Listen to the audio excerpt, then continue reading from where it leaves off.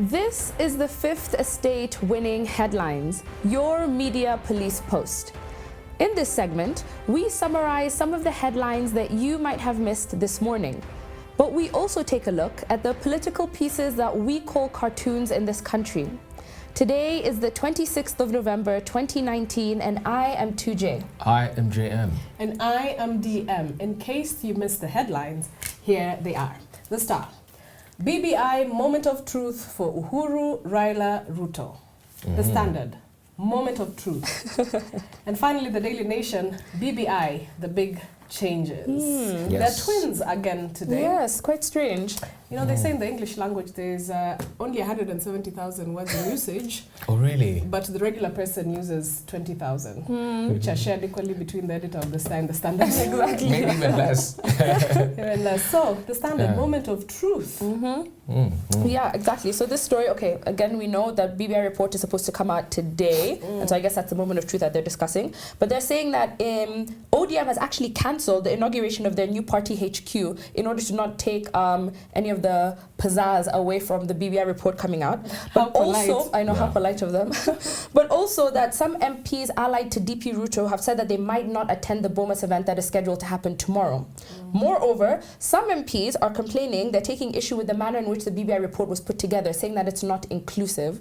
But just like we said yesterday, the BBI report is just the first step of many, right? Yeah. It is. It's not set in stone. It's just the beginning of a discussion that's supposed to be ongoing. Yes, Yeah. it's supposed to set the stage for the discussion. So the Star says more of the same, that DP RUTO's aligned MPs, some of them are saying they're not coming because they were not invited to the party, to the, to the BBI inauguration or revelation party.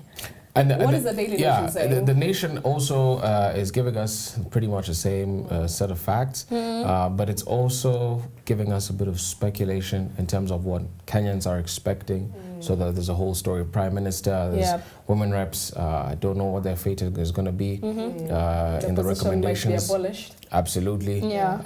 And you know, there's a question of proportional representation together with the parliamentary system. I think, in all honesty, a lot of the papers, they didn't have much to work with.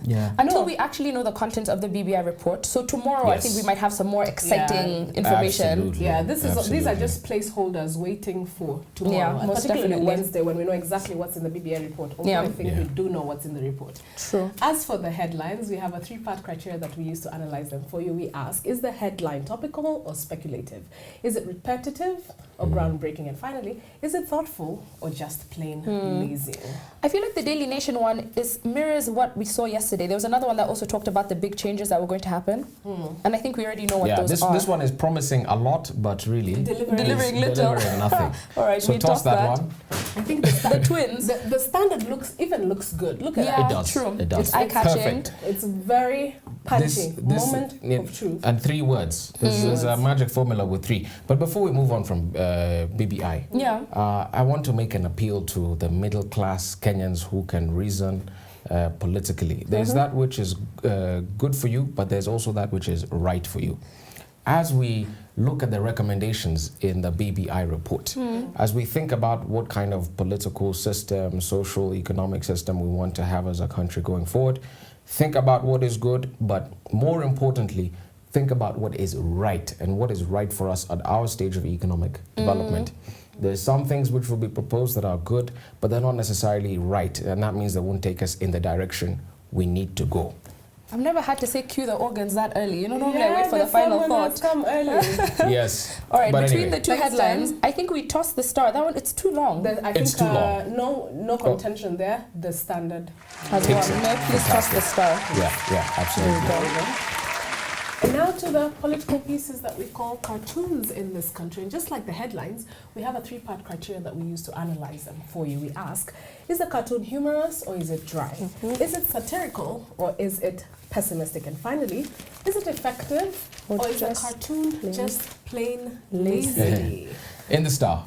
In the Star, we have a montage here of Raila Odinga sitting on a park bench, presumably, and he has an arrow sticking out of his back, which came from little Cupid in the form of Mutua, Alfred Mutua.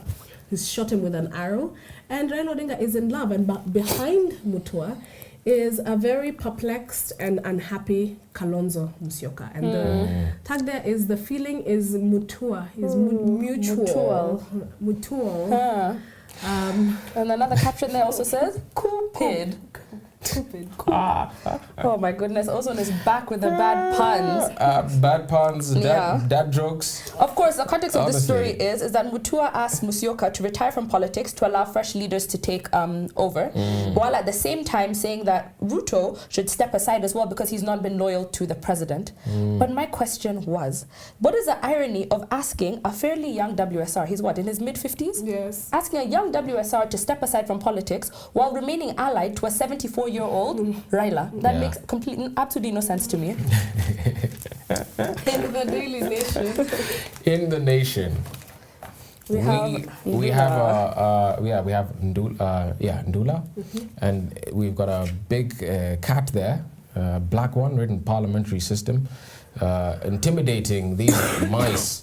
And the mice here, or rats actually, Raila and Uhuru. And they're holding the BBI bell and they want to ring it. And the question here is, who shall bell the cat? Now, bell the cat is a phrase which means to attempt an impossible task that, if achieved, will benefit the entire community. But nobody wants to do it because it's a tough job, scary, right? And I think that's what Ndula here is telling us about the parliamentary system. It might be good for country, but it has to come with proportional representation according to some quotas. So Gemma, for example, has told us if there's no proportional representation, a parliamentary system will be an unfair system for us. But the question is this cartoon accurate? You know, depicting them as rats who might get swallowed alive by the parliamentary system. I don't know how. I think it's accurate if we look at it through what Jem has just said. Through the lens of parliamentary representation, parliamentary system, because it's very dicey. Communities like the Gemma community would like parliamentary representation because there's many of them. It makes sense. The numbers add up. Yeah. However, if that happens, well, there's two things that they could do: downsizing, which means that they'll have a lot of disgruntled people, like Mandela or Ajio, which would have one representative, or inflating representation, which a lot of people would also be unhappy about because it also means that it's going to be a very expensive system of government to run. So they're in between a rock and a hard place. Yeah, precisely. very true. All right, finally. Right, in the Standard. The Standard.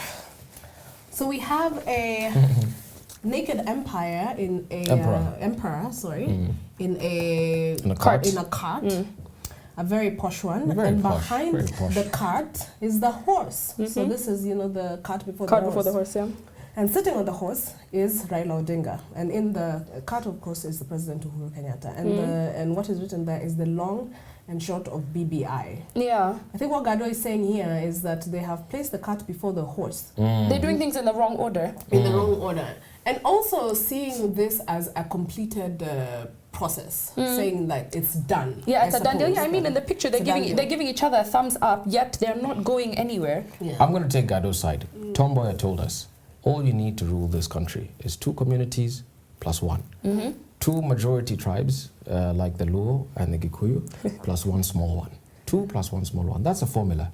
Now, if Raila and Uhuru have come together and they've agreed to go through with the BBI, nothing can stop them. Guess what? It's as good as done. And that is why William Ruto's aides are now saying, hey, listen, they're getting with the program. Is also ready to become Prime Minister.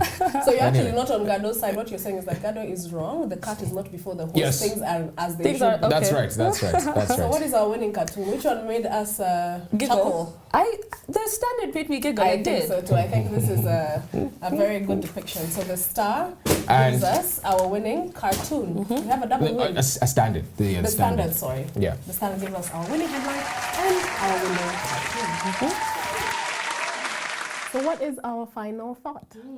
And now our final thought, inspired by a book entitled Seeing Like a State, How Certain Schemes to Improve the Human Condition Have Failed, written by James C. Scott, published in 1998.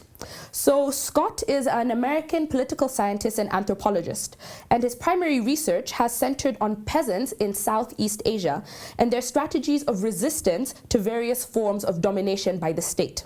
So in this book, he argues that in the 19th and 20th century, a lot of things that we saw were racked by grand utopian schemes that have inadvertently brought about death and disruption to millions of people. So some of the examples that he gives that I think we'll touch on, he talks about the Iijima villages in Tanzania, the Great Leap Forward in China, and urban planning in Brasilia. And he asks this question: why do well-intentioned plans for improving the human condition go so wrong? And so I think that just as a precursor, we can ask this question. I think that many people are of the opinion that the role of the state is to help its subjects, whether it's from raising crops to raising children, that the state should be involved in the lives of its people. But this book really challenges that opinion. So Scott argues that government planners developed a particular aesthetic obsession, an obsession with how things looked. They became frustrated with the complexities of real human societies. And in their attempts to improve human life, they usually boil down to attempts to actually simplify it, to simplify that complexity that is quite natural. And they want to make it look nice from the point of view from the administrator.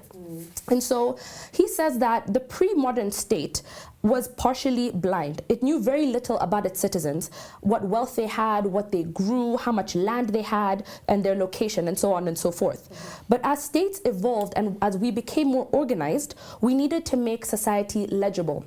And legible, according to Scott, means that you can look at the state and very quickly and easily understand what it looks like and what it means. That streets are organized, that people have post boxes, that buses move from point A to B, that the state is legible.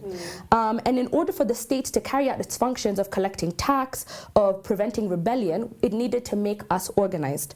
And so you see this process beginning of giving people permanent last names, of having fixed census dates, a standardization of language, and the invention of the freehold of land, all in an attempt to organize society.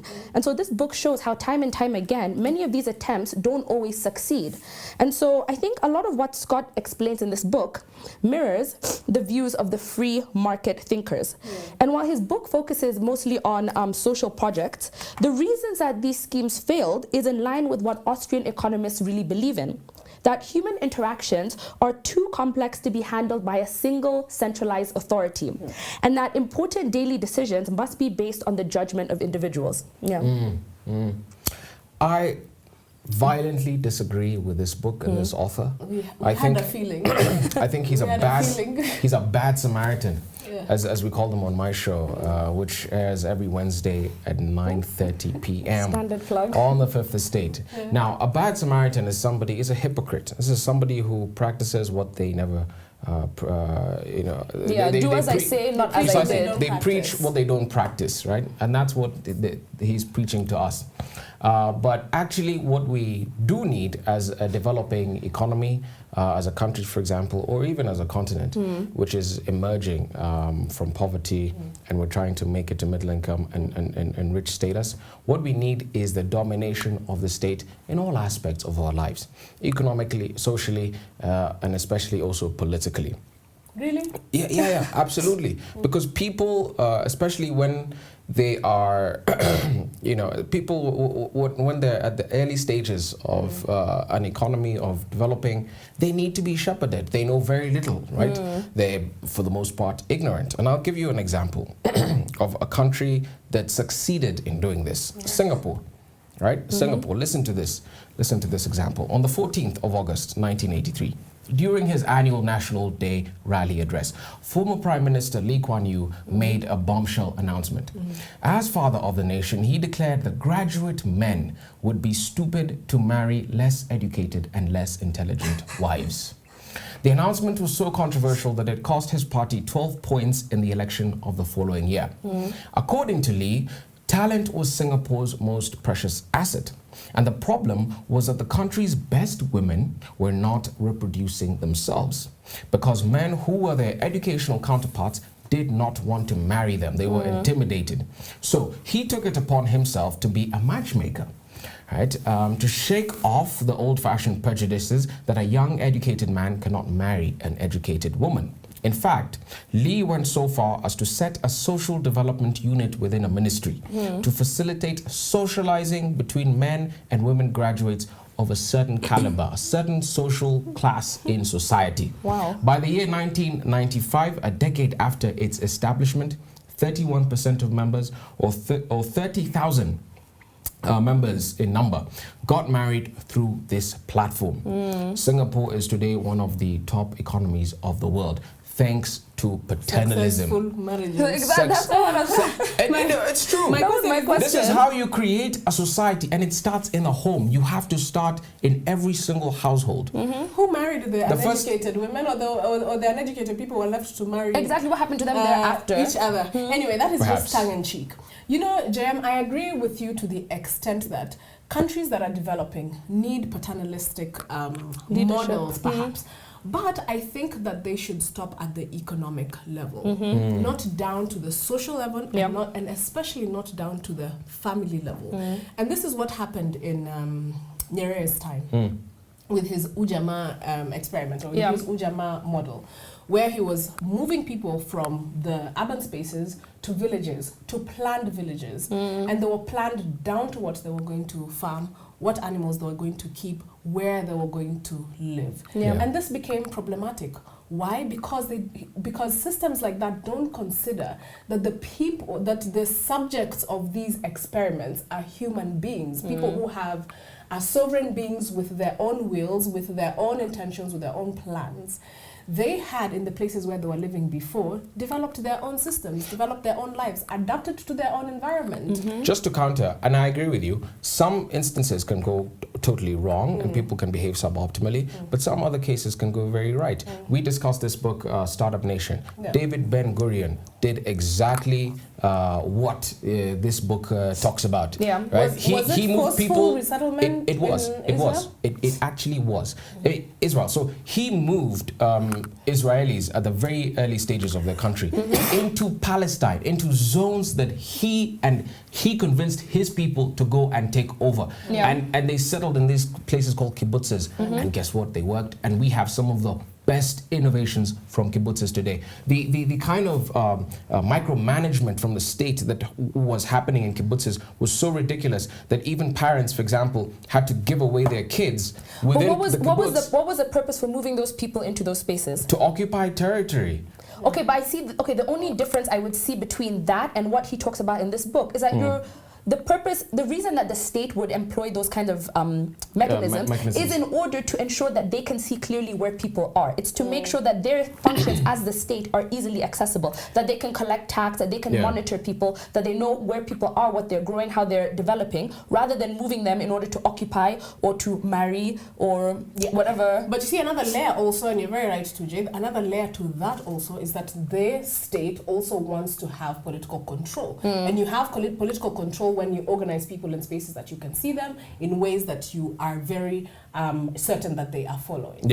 I think that such experiments are very touch and go, and perhaps there are factors that made the kibbutzes in Israel work and that were absent perhaps in the Tanzanian experience or in the Russian experience or in the Brazilian experience, because I think, let me be you today and preach. I think God created humans for Bible-believing Christians. God created humans in his own image.